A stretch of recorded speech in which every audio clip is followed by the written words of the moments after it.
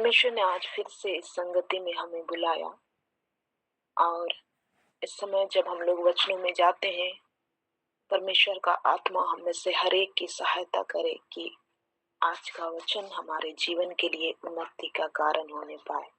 आमीन। सबसे पहले मैं आप सभी को गणतंत्र दिवस की हार्दिक शुभकामनाएं देना चाहती हूँ। एक गणतंत्र राज्य में रहना हमारे लिए आशीष है, क्योंकि गणतंत्र राज्य में रहने के कारण ही हम अपने मसीही विश्वास को पूरे तरीके से जी सकते हैं। आज पूरा देश गणतंत्र दिवस मना रहा है। गणतंत्र दिवस इसलिए मनाया जाता है क्योंकि इस दिन हम भारत के गणराज्य होने को याद करते हैं और उसे सेलिब्रेट करते हैं।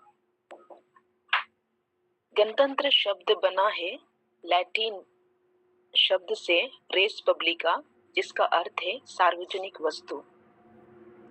अर्थात पहले क्या होता था, ये जो शासन की शक्ति होती थी वो या तो राजाओं के हाथ में होती थी या फिर राजा के वंशज जो होते थे वे उसे चलाते थे। तो इस प्रकार ये पीढ़ी दर पीढ़ी चली आती थी। तो ये शब्द पहली बार एक ऐसे राज्य के लिए इस्तेमाल किया गया जो जनता के हित में काम करती है। हम जानते हैं कि भारत 26 जनवरी 1950 को संविधान लागू होने के साथ ही एक गणराज्य बन गया।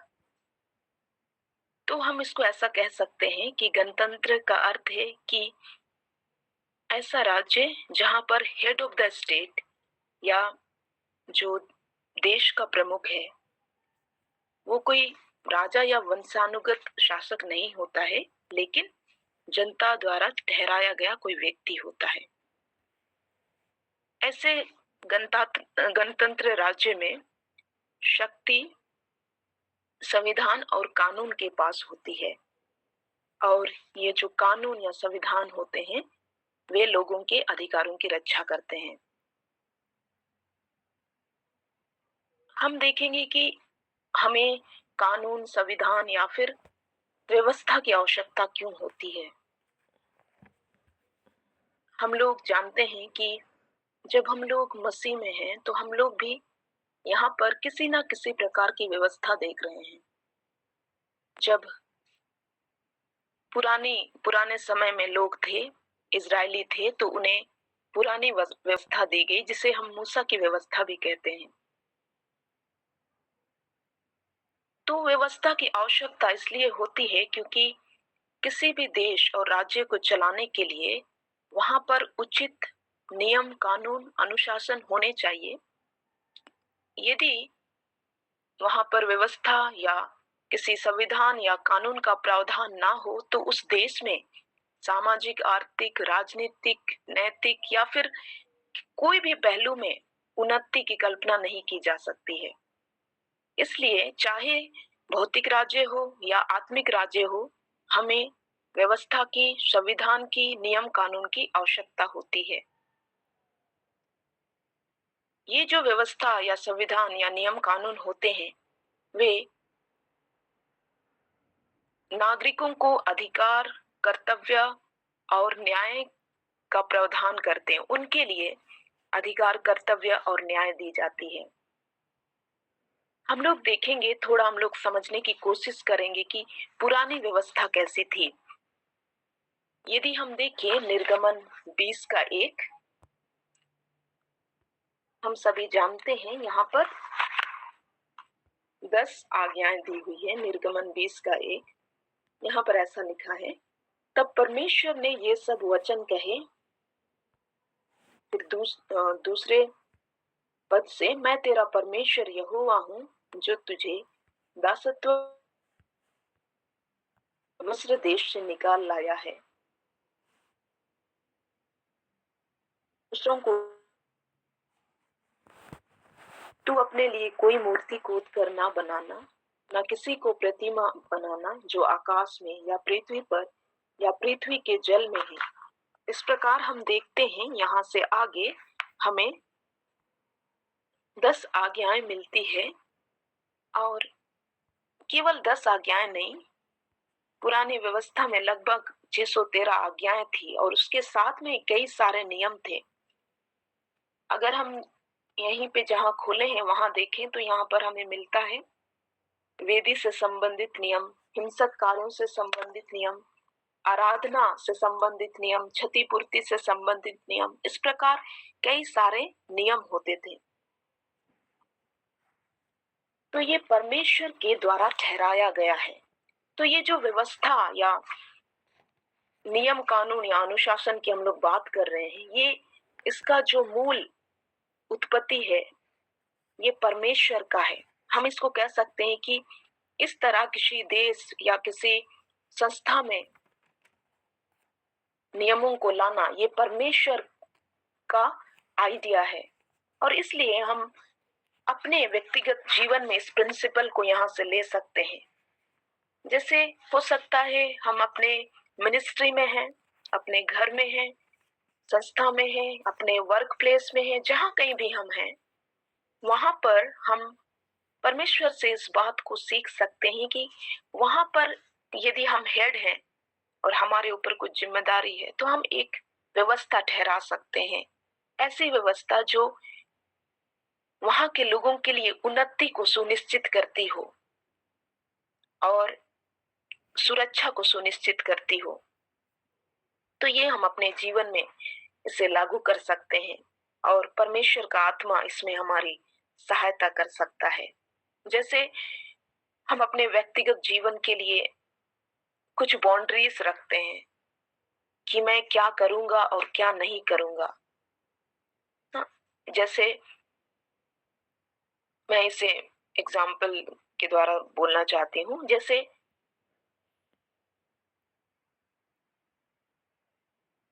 हम अपने लिए एक टाइम फिक्स कर सकते हैं कि प्रभु मैं इतना समय के तक अपने घर में घुस जाऊंगा, रात में कहीं से भी आता हूं तो मैं इतने समय तक अंदर चले जाऊंगा।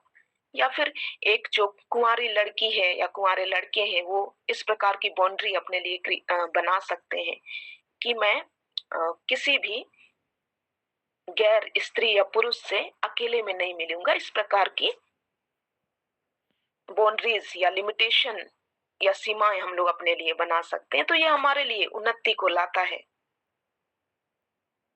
हम जानते हैं कि इजरायलियों को जो व्यवस्था दी गई वे उससे चूक गए, क्योंकि यदि हम लोग व्यवस्था विवरण 28 को पढ़ते हैं, अभी हम लोग उसमें नहीं जाएंगे, लेकिन हम जानते हैं कि वहां पर इस बात का जिक्र मिलता है कि जो नियम दिए गए यदि तुम उसे पालन करोगे तो मैं तुम्हें आशीष दूंगा, और यदि तुम उसे पालन नहीं करोगे तो फिर ये श्राप तुम पर पड़ेंगे। परमेश्वर ने इस प्रकार की शर्तें उनके पास रखी थी और इजरायली उससे चूक गए। और हम जानते हैं व्यवस्था जो है मसीह तक पहुंचने के लिए एक शिक्षक का काम की और व्यवस्था का उद्देश्य मसीह यीशु में पूरा हो गया। अब हम नई वाचा में हैं तो हम देखेंगे कि नई वाचा में कैसी व्यवस्था है। हम लोग निकालेंगे रोमियो 7:6।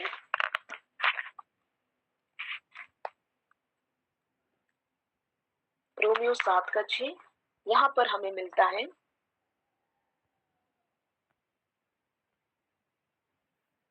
परंतु जिसके बंधन में हम थे उसके लिए मरकर अब व्यवस्था से ऐसे छूट गए कि लेख की पुरानी रीति पर नहीं वरन आत्मा की नई रीति पर सेवा करते हैं। तो जिसके बंधन में थे अर्थात पुरानी व्यवस्था के बंधन से हम ऐसे छूट गए कि उसके लिए मरकर हम छूट गए और अब हम लेख की पुरानी रीति, जो पुरानी व्यवस्था थी वो लेख वो लिखा गया था, और अब वो जो लेख की रीति है उस पर नहीं वरन आत्मा की नई रीति पर हम सेवा करते हैं। तो इस समय हम जो नई वाचा में हैं हम लोग आत्मा की नई रीति पर परमेश्वर की सेवा करते हैं। तो यही हमारे लिए आशीष की बात है।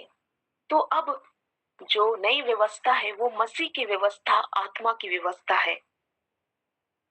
इस नई व्यवस्था में भी हमें अधिकार, कर्तव्य और न्याय का प्रावधान दिखाई देता है।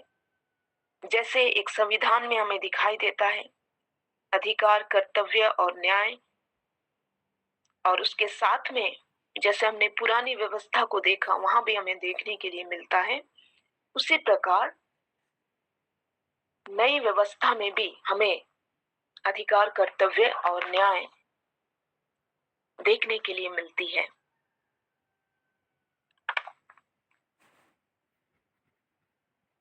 अभी हम लोग मसीही अधिकारों के बारे में देखेंगे। ये अधिकार किस प्रकार हमारे जीवन के लिए दी गई है और कौन कौन से अधिकार हमें दिए गए हैं, उसे हम थोड़ा समझने की कोशिश करते हैं। जब हम अधिकार कहते हैं तो अधिकार जो है हमें यूं ही नहीं मिलता है। मेरे कहने का मतलब ये है कि हमें अधिकार तभी मिलता है जब हम किसी चीज से बिलोंग करते हैं। जैसे यदि हम किसी देश में हैं, वहां पर रहते हैं, तभी हमें उस देश का अधिकार मिलेगा। जैसे हमें भारत देश का अधिकार, वहां पर मत देने का अधिकार हो या फिर वहां पर कोई भी चीजों को करने का अधिकार हो, तभी मिलेगा जब हम भारत देश के नागरिक हो। तो नागरिक होना इस बात को सुनिश्चित करता है कि हमें वहां के अधिकार प्रदान किए जाएंगे। जैसे अगर हमें चीन का अधिकार प्राप्त नहीं है तो हमें चीन की नागरिकता प्राप्त नहीं है तो हमें चीन का अधिकार भी नहीं मिलेगा। तो मसीह अधिकारों की यदि हम बात करें तो हमें दो तरह के, या उसको मैं दो कैटेगरी में बांटी हूं। पहला है भौतिक अधिकार। तो भौतिक अधिकार कहने का मतलब वो चीजें जो हमारे भौतिक जीवन से संबंधित है, जो हमारे इस देश में रहते हुए जो अधिकार लागू होते हैं वे, और दूसरे हैं आत्मिक अधिकार। पहले हम लोग भौतिक अधिकारों को देखते हैं। हमारा जो देश का संविधान है, क्योंकि आज हम लोग इस बात के लिए आज के दिन को याद करेंगे कि संविधान इस दिन लागू किया गया। तो हम मसीहियों को भी ये जानना उचित है कि किस प्रकार के अधिकार हमें संविधान के द्वारा प्राप्त हुए हैं। हम में से हर एक इसे जानते ही हैं, फिर भी मैं परमेश्वर का धन्यवाद करने के लिए इन बातों को फिर से आज के दिन रखना चाहती हूँ। हमारे संविधान के द्वारा हमें मौलिक अधिकार मिले हैं, और ये जो मौलिक अधिकार है ये बहुत ही महत्वपूर्ण है। अगर इन अधिकारों का उल्लंघन होता है तो इसके लिए हमें ये प्रावधान भी मिलते हैं अनुच्छेद 32 के अनुसार कि हम इनके उपचार के लिए, यानी इनको पालन करवाने के लिए न्यायालय तक जा सकते हैं। तो इसी में अनुच्छेद 12 से लगभग 32 तक मौलिक अधिकार हमें मिलते हैं, और इसमें से 3 अधिकार है जिसकी हम यहाँ पर चर्चा करना चाहते हैं। पहला है स्वतंत्रता का अधिकार। इसके अंतर्गत कई सारे अधिकार हमें मिले हैं। उसमें से जो एक महत्वपूर्ण अधिकार है वो है भाषण और अभिव्यक्ति की स्वतंत्रता। जैसे आज इस समय जो हम लोग इकट्ठे हुए हैं और इस समय जब मैं अपनी बातों को कह रही हूँ, परमेश्वर के वचन को मैं बांट पा रही हूँ, तो ये एक प्रकार की भाषण या अभिव्यक्ति की स्वतंत्रता के अंतर्गत आता है। तो ये हमारे लिए आनंद की बात है कि हम मसीहियों के लिए, या हम जिस देश में रहते हैं, भारत देश में रहते हैं, उसके द्वारा हमें भाषण और अभिव्यक्ति की स्वतंत्रता प्राप्त हुई है। हालेलुया। दूसरा जो अधिकार है वो है धार्मिक स्वतंत्रता का अधिकार। इसके अंतर्गत हमें किसी भी धर्म को मानने, उसको प्रचार करने और उसका पालन करने का अधिकार मिलता है। ये अधिकार भी हम मसीहियों से संबंधित है। इसी अधिकार के कारण हम अपने देश में मसीह विश्वास को प्रचार कर पाते हैं, मसीह विश्वास को प्रैक्टिस कर पाते हैं और मसीह को ग्रहण कर पाते हैं, उसे स्वीकार कर पाते हैं, चाहे हम किसी भी धर्म के हों। लेकिन जब हमारे पास सुसमाचार आता है तो संविधान के द्वारा हमें यह अधिकार मिलता है कि हम मसीह को ग्रहण कर सकते हैं। और तीसरा अधिकार है सांस्कृतिक और शैक्षिक अधिकार। इसके अंतर्गत अल्पसंख्यकों को अपनी भाषा, लिपि और संस्कृति को सुरक्षित रखने का अधिकार है।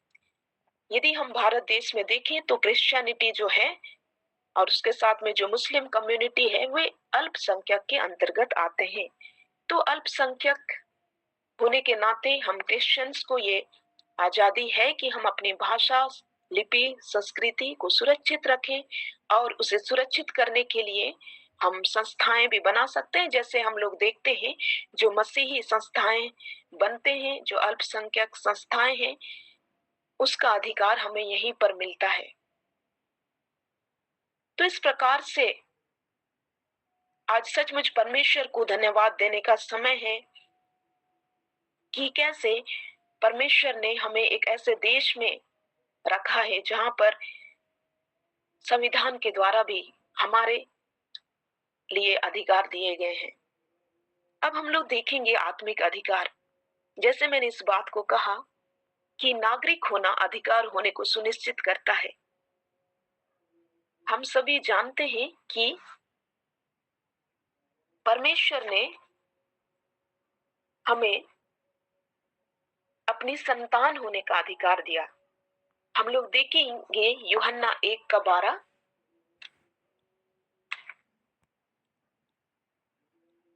यहाँ पर लिखा है, परंतु जितनों ने उसे ग्रहण किया उसने उन्हें परमेश्वर की संतान होने का अधिकार दिया, अर्थात उन्हें जो उनके नाम पर विश्वास रखते हैं। जितनों ने यीशु मसीह को ग्रहण किया है, परमेश्वर ने उन्हें अपनी संतान होने का अधिकार दिया। तो यहाँ से हमें ये पता चलता है कि परमेश्वर ने अपनी संतान होने का अधिकार हमें दिया। तो जैसे ही हम परमेश्वर की संतान हो जाते हैं तो वैसे ही हमारे लिए स्वर्ग राज्य के जो अधिकार हैं वे खुल जाते हैं। रोमियो 8:17 में ऐसा लिखा है, आत्मा 16 और 17 हम लोग देखेंगे। आप ही हमारी आत्मा के साथ गवाही देता है कि हम परमेश्वर की संतान हैं, और यदि संतान है तो वारिस भी, वरन परमेश्वर के वारिस और मसीह के संगी वारिस हैं, कि जब हम उसके साथ दुख उठाए हैं तो उसके साथ महिमा भी पाएं। तो जैसे ही हम परमेश्वर के संतान होने का अधिकार हमें मिलता है, उसके साथ हमें परमेश्वर के वारिस होने का भी अधिकार मिलता है। वरन हमारे बारे में ये लिखता है कि हम परमेश्वर के संगी वारिस हैं, यानी कि जो कुछ यीशु मसीह का है वो हमारा है, क्योंकि हम परमेश्वर के यीशु मसीह के संगी वारिस हैं। हालेलुया। ये हमारे लिए अद्भुत बात है कि किस प्रकार से यीशु मसीह ने हमसे इतना प्रेम किया कि उन्होंने ना केवल हमारे लिए प्राण दिए, वरन हमें पुत्र भी बनाया, और उसके साथ में अपनी जो विरासत है उसे भी हमारे साथ साझा किया है। और भी कई सारे अधिकार हमें मिलते हैं। जैसे हम लोग यूहन्ना 3:16 में देखते हैं कि हमें अनंत जीवन का अधिकार मिला है, कि परमेश्वर ने जगत से ऐसा प्रेम किया कि उसने अपने इकलौते पुत्र को भेजा, ताकि जो कोई उस पर विश्वास करे वह नाश ना हो परंतु अनंत जीवन पाए। तो हम जैसे ही विश्वास करते हैं हमें अनंत जीवन का अधिकार मिलता है, जो अधिकार हमारे पास पहले नहीं था, और ताकि वो जीवन पाए और भरपूरी का जीवन पाए, ना केवल अनंत जीवन का परंतु भरपूरी के जीवन का भी अधिकार हमारे जीवन में आता है। हम लोग देखेंगे इब्रानी 4:16 में,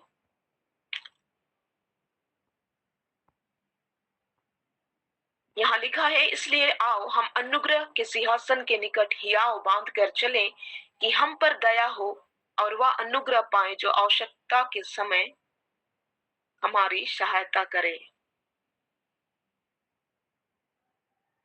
तो हमें अनुग्रह के सिंहासन के निकट आने का अधिकार प्राप्त होता है। इस प्रकार मसीह को ग्रहण करने के द्वारा कई सारे आत्मिक अधिकार हमारे लिए खुल जाते हैं।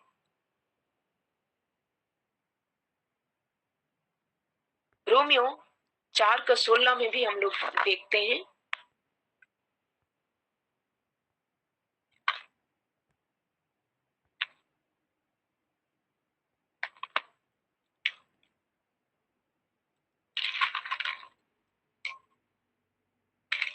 यहाँ पर लिखा है, इसी कारण प्रतिज्ञा विश्वास पर आधारित है कि अनुग्रह की रीति पर हो कि वह उसके सब वंशजों के लिए दृढ़ हो, ना कि केवल उसके लिए जो व्यवस्था वाला है, वरन उनके लिए भी जो अब्राहम विश्वास। तो हमारे लिए जो वो भी हमारे लिए मिल जाती है, विश्वास करते हैं। तो ये सारे अधिकार परमेश्वर ने हमें आत्मिक रूप से दिए हैं। इसके अलावा एक और अधिकार है जो यहाँ पर मैं जिक्र करना चाहती हूँ। हमें मिलेगा लूका 4 उसका 5 से 6। यदि कोई पढ़ सकते हैं तो आप पढ़ दें।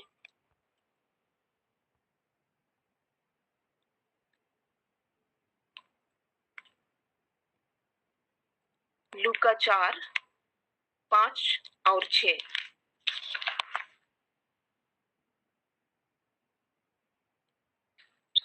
तब शैतान उसे ले गया और उसको पल भर में जगत के सारे राज्य दिखाए और उससे कहा, मैं यह सब अधिकार और इनका वैभव तुझे दूंगा, क्योंकि वह मुझे सौंपा गया है और जिसे चाहता हूँ उसी को दे देता हूँ।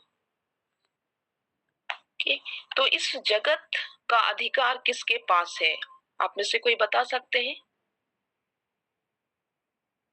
शैतान के पास। शैतान के पास, क्योंकि यहाँ पर क्या कहता है वो यीशु मसीह से, जगत के सारे राज्य दिखाए और उसने कहा कि मैं ये सब अधिकार और वैभव तुझे दूंगा, क्योंकि मैं जिसको चाहता हूं उसे सौंप देता हूं। तो शैतान के पास ये अधिकार चले गए आदम के पाप के बाद।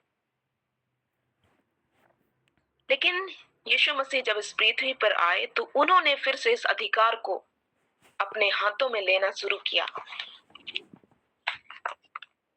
इसलिए जो संसार के बाकी लोग हैं जो यीशु को अभी भी ग्रहण नहीं किए हैं, उनके ऊपर अभी भी शैतान का अधिकार हम लोग देख सकते हैं।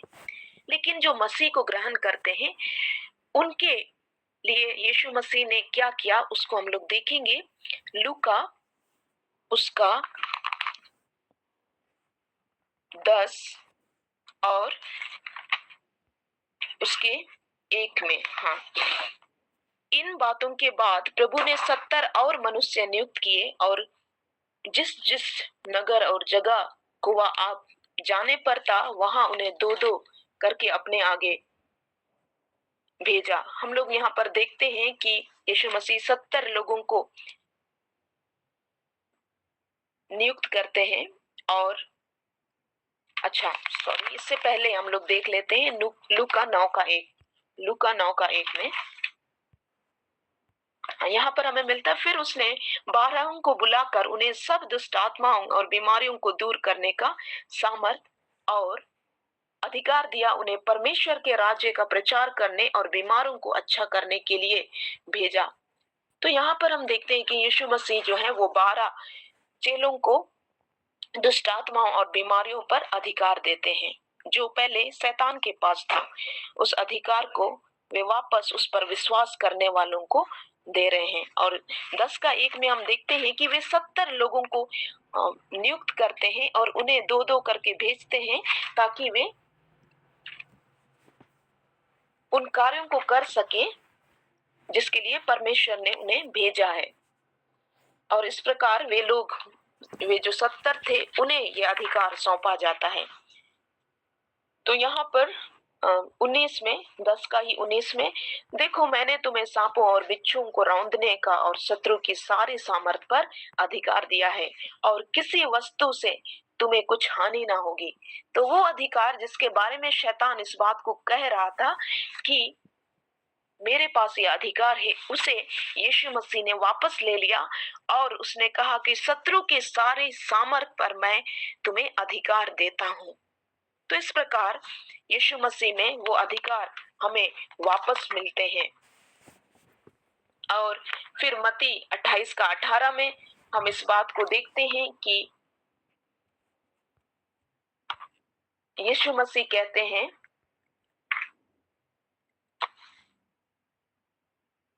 यीशु ने उनके पास आकर कहा, स्वर्ग और पृथ्वी का सारा अधिकार मुझे दिया गया है। तो स्वर्ग और पृथ्वी दोनों का अधिकार यीशु मसीह को दिया गया है, इस बात को बताते हैं। और इस प्रकार शैतान के द्वारा वो सारे अधिकार छीन लिए गए। लेकिन फिर भी जो प्रभु को नहीं जानते हैं उनके ऊपर अब भी शैतान का अधिकार काम करता है। तो ये हमारी जिम्मेदारी है कि हम उन तक सुसमाचार को लेकर जाएं और उन्हें शैतान के अधिकार से छुड़ाएं। तो इस प्रकार हम लोग अधिकार के बारे में देखें। दूसरा जो आज प्रमुख विषय है वो है मसीही कर्तव्य। ये जो अधिकार और कर्तव्य दो शब्द हैं वे एक दूसरे से जुड़े हुए, इनके बारे में ऐसा है लिखा है कि ये अधिकार और कर्तव्य जो है वो एक ही सिक्के के दो पहलू हैं। इसको हम लोग इस तरीके से समझ सकते हैं। मान लेते हैं सभी व्यक्तियों को जीवन जीने का अधिकार है, लेकिन कोई व्यक्ति जीवन जिए इसके लिए दूसरा जो है जब अपने कर्तव्य का पालन करता है तभी दूसरे व्यक्ति का अधिकार लागू हो पाएगा। जैसे मान लेते हैं कि वो व्यक्ति को जीवन जीने का अधिकार है लेकिन दूसरा व्यक्ति आकर उसे मार दे तो फिर वो अधिकार नहीं हो पाएगा। यानी कि इसके लिए ये अवश्य है कि जो दूसरा व्यक्ति है वो अपने कर्तव्य का पालन करे, यानी कि वो दूसरे के जीवन के जो अधिकार है उसका सम्मान करे। इस प्रकार से अधिकार और कर्तव्य के बीच में संबंध हो पाया जाता है। हम इस बात को देख रहे थे कि जो इजरायली थे उनके साथ में जो शर्तें थी वो अलग थी। पहले उन्हें आज्ञा पालन करना था, फिर आज्ञा पालन के बाद उन्हें प्रतिज्ञाएं या आशीष मिलती। लेकिन हमारे साथ बातें अलग है। हम लोग जानते हैं कि जिस समय हम लोग यीशु मसीह को विश्वास करते हैं तो हमें कोई भी चीज मांगा नहीं जाता। जैसे ही हम उस पर विश्वास करते हैं हमें उसकी संतान होने का अधिकार मिलता है। अभी हमने देखा उसकी वारिस होने का अधिकार, प्रतिज्ञाएं हमारी हो जाती है और फिर शत्रु की सामर्थ पर भी हमें अधिकार मिलता है। तो हमारे साथ बातें अलग है। हमें पहले प्रतिज्ञाएं, आशीष और अधिकार प्राप्त होते हैं और उसके बाद हमसे ये अपेक्षा की जाती है कि हम मसीही आत्मिक कर्तव्यों का पालन करें। ठीक है, तो हमारा जो आज्ञा पालन है, नई वाचा में जो आज्ञा पालन है उसकी प्रकृति अलग है। हमें पहले प्रतिज्ञाएं और आशीष मिलती है तब हम कर्तव्य का पालन करते हैं। तो ये जो कर्तव्य का पालन है हमें इसलिए नहीं करना चाहिए ताकि हम नरक से बच जाएं या फिर हमें स्वर्ग जाने के लालच से नहीं करना चाहिए, लेकिन परमेश्वर ने हम पर ऐसी दया की, उसने अपनी प्रतिज्ञा वारिस संतान होने का अधिकार हमें पहले दे दिया और इसलिए परमेश्वर के प्रेम से भरकर हमें कर्तव्य का पालन करना चाहिए। कई सारे कर्तव्य हैं, जैसे हम अपने परमेश्वर से अपने सारे मन, प्राण, बुद्धि, आत्मा से प्रेम करें और अपने पड़ोसी से प्रेम करें। और भी कई सारी बातें मिलती हैं और हम लोग इसे समझेंगे। रोमियो 12 में यदि हम लोग देखें, रोमियो की पत्री 12 में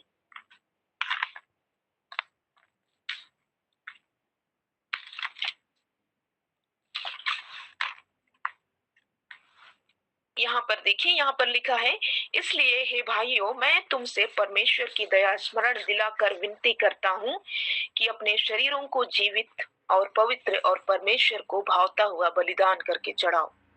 तो ये शुरू जो शब्द है वो है इसलिए। तो यदि हम लोग रोमियो की पत्री को देखें तो इससे पहले आशीष की बातें की कही गई है। मसीहियों को क्या अधिकार मिले हैं, क्या उनकी नई पहचान है, इसके बारे में बात की गई है। और अंत में नहीं, यहाँ 12 से ऐसा कहता है कि इसलिए हे भाइयों, मतलब तुम्हें ये चीजें मिल गई है इसलिए, यानी कि अब तुमसे अपेक्षा की जाती है कि तुम्हें जब ये चीजें सेंत मेंत मिल गई है तो इसलिए अब तुम्हें ये चीजें करनी चाहिए कि अपने आप को जीवित, पवित्र और परमेश्वर को भावता हुआ बलिदान करके चढ़ाओ। तो ये बस मैं एक पत्री के द्वारा बता रही हूँ, लेकिन पौलुस की जितनी भी पत्रियां हैं लगभग उसका फ्लो यही हमें मिलता है। यदि आप पढ़कर उसे देखना चाहें तो जरूर देखें कि किस प्रकार पहले मसीहों को जो आशीषें दी गई है उसका जिक्र है। फिर उसके दूसरे भाग में हमें ये कहते हुए मिलता है कि इसलिए अब तुम्हें ये करना चाहिए। इसलिए अब से मसीह एक दूसरे से प्रेम रखे, झूठ ना बोले, इस तरह की बातें। तो हमें पहले प्रतिज्ञाएं मिली है और उसके बाद हमसे अपेक्षा की जाती है कि हम कर्तव्यों का पालन करें। ये तो हो गए हमारे आत्मिक कर्तव्य। इसके अलावा जो हमारे इस देश में रहने के कारण भी कुछ कर्तव्य बनते हैं उसे हम लोग देखेंगे। रोमी 13 का 1 यहाँ पर लिखा है कि शासकीय अधिकारियों के अधीन रहो, क्योंकि हर एक अधिकार परमेश्वर की ओर से ठहराए गए हैं। तो जो भी शासकीय अधिकारी हैं, चाहे हमारे केंद्र सरकार के अंतर्गत जितने भी मंत्रिमंडल हैं, प्रधानमंत्री, राष्ट्रपति और हर एक मंत्रीगण, वे किसकी ओर से ठहराए गए हैं? परमेश्वर की ओर से हर एक अधिकार ठहराए जाते हैं।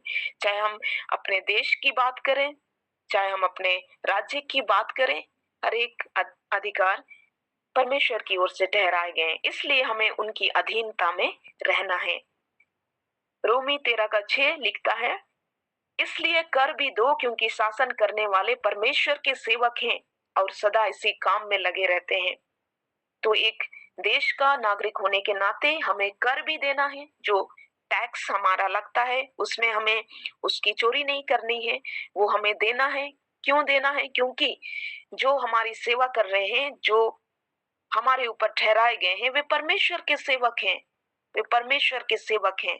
हो सकता है हम लोग उस रूप में उन्हें ना देखते हो, लेकिन हमें उन्हें परमेश्वर के सेवक के रूप में देखना चाहिए, क्योंकि वचन हमें यही सिखाता है। आगे लिखता है, जिसे कर चाहिए कर दो, जिसे महसूल चाहिए महसूल दो, जिससे डरना चाहिए उससे डरो, जिसका आदर करना चाहिए उसका आदर करो। तो जो भी शासकीय अधिकारी है, जैसे एक परिवार में यदि हम लोग देखें, वहां पर भी जो परिवार के मुखिया होते हैं वो बड़े होते हैं, तो वे हमारे ऊपर हैं। तो यदि हमें उसका आदर करना चाहिए, आदर करना है तो हमें आदर करना चाहिए। यदि उनसे डरना है तो हमें उनसे डरना भी चाहिए। चाहे हम किसी भी संस्था में हो, वहां पर जो हमारे ऊपर हैं, वहां पर हो सकता है हमारे बॉस हो, हमारे हेड हो, तो हमें उनका आदर करना, हमें उनसे डरना चाहिए ताकि हम गलत कामों को ना करें। पहला तीमुथियुस 2:1 दूसरा उसका 1 से 2 ऐसा लिखता है, विनती, प्रार्थना, निवेदन और धन्यवाद सब मनुष्यों के लिए किए जाएं, राजाओं और सब ऊंचे पद वालों के निमित्त, इसलिए कि हम विश्राम और चैन के साथ सारी गंभीरता से जीवन बिताएं। तो ये जो विनती, प्रार्थना, निवेदन और धन्यवाद है, ये भी हम मसीहियों का कर्तव्य है कि हम हर एक व्यक्ति के लिए जहां पर भी हमें उचित जान पड़ता है कि हमें इसके लिए प्रार्थना करना चाहिए, हमें इसके लिए धन्यवाद या निवेदन करना चाहिए, वहां हमें जरूर करना चाहिए। और विशेष करके राजाओं और सब ऊंचे पद वालों के लिए, तो जब हम लोग इनके लिए प्रार्थना करते हैं तो ये परमेश्वर को प्रसन्न करता है। आगे लिखा है कि क्योंकि ये परमेश्वर को भाता है। तो यदि आप इसमें परिश्रम करते हैं, आप राजाओं के लिए और शासकों के लिए प्रार्थना करते हैं और कई बार सोचते होंगे कि पता नहीं इसका कितना फर्क पड़ता है, लेकिन स्वर्ग के राज्य में इसका इसका बहुत महत्व है और परमेश्वर इससे प्रसन्न होता है। मत्ती 22 का 21 में लिखा है, जो कैसर का है वह कैसर को और जो परमेश्वर का है वह परमेश्वर को दो। यीशु मसीह ने इस प्रकार से कहा था। तो वे इस बात को कहते हैं कि इस संसार में भी जो तुम्हारा राजा है या जिसके अधीन तुम रहते हो, उसे जो हक चुकाना चाहिए, उसे उसके साथ जैसा व्यवहार करना चाहिए वो हमें करना चाहिए, यानी उसका हक उसी को देना चाहिए। और जो परमेश्वर का है वो तो हम परमेश्वर को देंगे ही। तीतुस 3:1 में लिखा है, हाकिम और अधिकारियों के अधीन हमें रहना चाहिए। जो हाकिम है और जो अधिकारी हैं उनके अधीन हमें रहना चाहिए। तो ये हम हर एक नागरिक का कर्तव्य है और विशेष करके हम मसीहियों का कर्तव्य है। तो परमेश्वर का वचन भी हमें यही सिखाता है। और इनफैक्ट जो परमेश्वर ने जिस व्यवस्था को ठहराया है वो इतना अच्छा है कि वो किसी भी हमारे संविधान में जितने भी नियम दिए गए हैं उसका विरोधाभास नहीं करता है। ठीक है, कई सारे ऐसे भी कम्युनिटी हमें मिलेंगे जहां पर विरोधाभास देखने के लिए मिलेंगे और अलग से उनके लिए नियम बनाने पड़ते हैं, लेकिन मसीह नियम जो है वो संविधान के नियमों के विरोध में नहीं है और ये परमेश्वर की महानता को प्रकट करता है। हालेलुया। आगे हम लोग देखेंगे मसीही न्याय। मसीही न्याय जब हम कहते हैं तो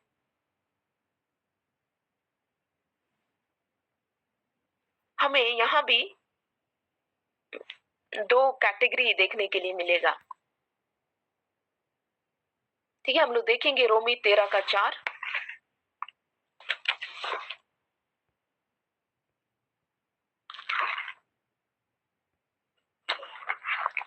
रोमी 13:4 यहाँ पर लिखा है, क्योंकि वह तेरी भलाई के लिए परमेश्वर का सेवक है, परंतु यदि तू बुराई करे तो डर, क्योंकि वह तलवार व्यर्थ लिए हुए नहीं और परमेश्वर का सेवक है कि उसके क्रोध के अनुसार बुरे काम करने वाले को दंड दे। ठीक है, ऊपर लिखा है राज्य के प्रति कर्तव्य।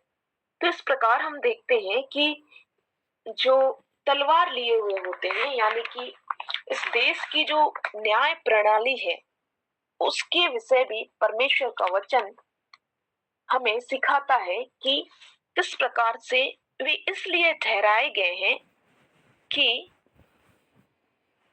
वे हमें बुराई से बचा सकें। तो संसार की जो न्याय प्रणाली है जिसके अंतर्गत न्यायालय होते हैं और कुछ अनुशासन होते हैं, जैसे ट्रैफिक रूल होते हैं या फिर बहुत सारे रूल होते हैं, यातायात के नियम होते हैं, उसी प्रकार हमारे दैनिक जीवन में बहुत सारे नियम हो सकते हैं।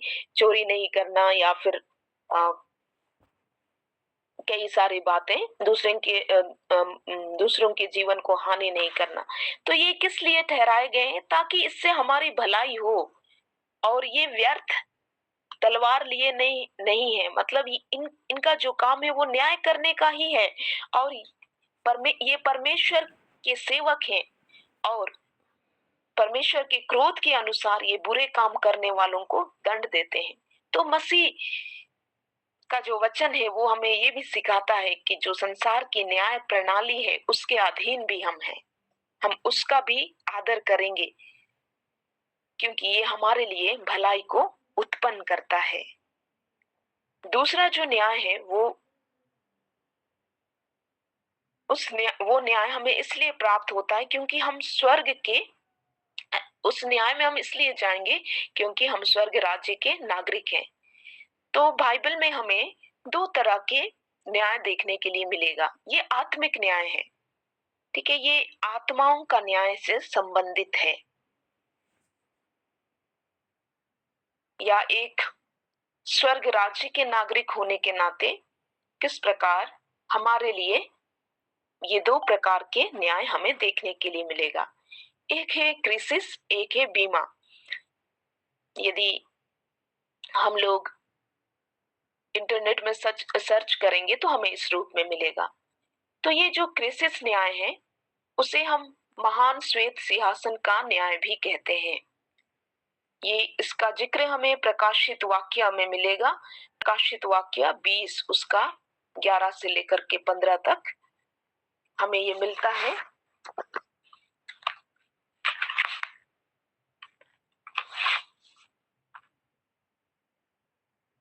फिर मैंने एक बड़ा श्वेत सिंहासन और उसको जो उस पर बैठा हुआ है देखा। उसके सामने से पृथ्वी और आकाश भाग गए और उनके लिए जगह ना मिली। फिर मैंने छोटे बड़े सब मरे हुओं को सिंहासन के सामने खड़े हुए देखा और पुस्तकें खोली गई।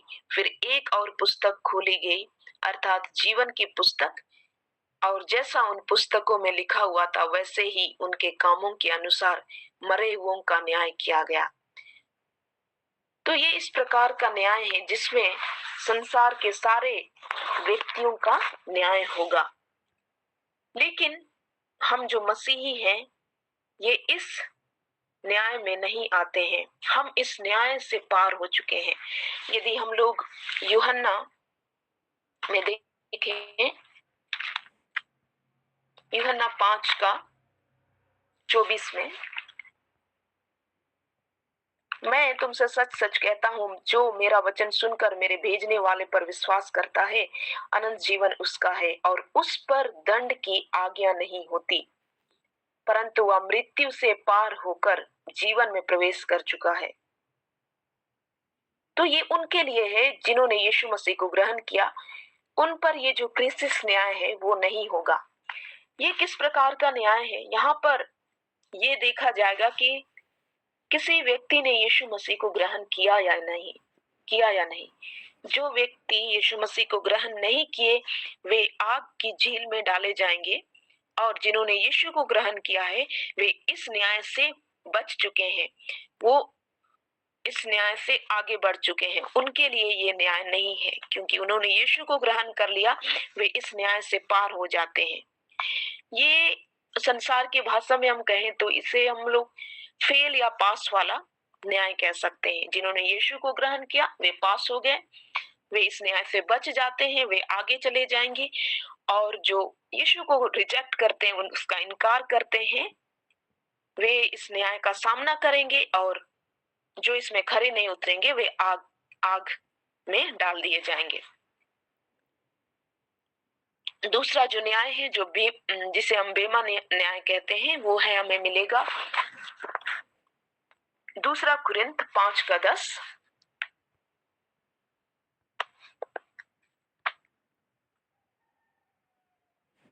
दूसरा कुरिन्थ 5 का 10 यहाँ पर लिखा है, क्योंकि अवश्य है कि हम सब का हाल मसीह के न्याय आसन के सामने खुल जाए, कि हर एक व्यक्ति अपने अपने भले बुरे कामों का बदला जो उसने देह के द्वारा किए हो पाए। और यदि हम लोग 2 कुरिन्थ की पत्री के बारे में जानते हैं तो ये किसको लिखी जा रही है? ये कलीसिया को लिखी जा रही है, ठीक है। यहाँ पर पहला जो अध्याय है वहीं पर हमें मिल जाता है कि पौलुस की ओर से, जो परमेश्वर की इच्छा से मसीह यीशु का प्रेरित है, भाई तीमुथियुस की ओर से परमेश्वर की उस कलीसिया के नाम जो कुरिन्थिस में है, और सारे आख्या के सब पवित्र लोगों के नाम। तो ये कलीसिया के लिए लिखी जा रही है। और यहाँ पर पौलुस इस बात को कहते हैं कि क्योंकि अवश्य है कि हम सब यानी कलीसिया के लोग का हाल मसीह के न्याय के आसन के सामने खुल जाए, कि हर एक व्यक्ति अपने अपने भले बुरे कामों का बदला जो उसने देह के द्वारा किए हो पाए। तो ये एक ऐसा न्याय है जो जिससे होकर सिर्फ विश्वासी लोग गुजरेंगे। तो ये जो बेमा शब्द है जो इस न्याय के लिए उपयोग किया जाता है वो मेरे ख्याल से लैटिन शब्द, अच्छा ओके, मुझे याद नहीं आ रहा है, श्योर नहीं हूँ इसके लिए, एक ऊंचा चबूतरा को दिखाता है। तो ये उस तरह फेल या पास वाला न्याय नहीं है, लेकिन ये पुरस्कार वाला न्याय है। ठीक है, जैसे हम लोग जो पास हो जाते हैं, जो जितने लोग पास हो जाते हैं उन्हें रैंक प्रदान करते हैं। किस आधार पर? उनके अंक के आधार पर। ठीक है, तो मसीहियों के साथ भी इसी प्रकार का न्याय होगा। उन्होंने यीशु मसीह को ग्रहण करने के बाद जो काम प्रभु यीशु मसीह में होकर किए, उसके आधार पर उन्हें रैंक प्रदान किया जाएगा। तो ये एक ऐसा न्याय है जिसमें फेल या पास होने की बात नहीं है, लेकिन उनके काम के आधार पर उन्हें श्रेणियों में रखा जाएगा। और जिन्होंने अच्छे काम किए, जिनका श्रेणी अच्छा होगा, उन्हें राज्यों पर अधिकार करने का, राज्यों पर अधिकार दिया जाएगा। ठीक है, तो ये सारी बातें हैं जो हमें न्याय के विषय में सीखने के लिए मिलती है। और परमेश्वर का धन्यवाद कि इन सभी बातों को सीखने के लिए उसने हमारी सहायता की। आज हम लोग जब देश में संविधान दिवस को मनाएंगे, हम परमेश्वर को भी धन्यवाद देंगे कि किस प्रकार से परमेश्वर ने हमारे लिए अद्भुत आशीषों को दिया है, और कैसे परमेश्वर का वचन भी हमें कई सारे अधिकार, कर्तव्य और न्याय के बारे में सिखाता है। और मैं निश्चय विश्वास करती हूँ कि आज के वचन से हम सभी आशीषित हुए हैं। प्रेमी पिता, हम आपको धन्यवाद करते हैं इस सुंदर समय के लिए। धन्यवाद, तूने मुझे वचन को बांटने के लिए, आपकी बातों को लोगों के सामने रखने के लिए सहायता किया। प्रभु पवित्र आत्मा, हम में से हर एक की सहायता कीजिए कि जो बातें हमारी भलाई के लिए है वो हमारे हृदय में रहने पाए और हमारी उन्नति का कारण होने पाए। हम आपको धन्यवाद करते हैं। इस प्रार्थना को यीशु के नाम में मांगते हैं, आमीन। धन्यवाद सिस्टर। परमेश्वर पे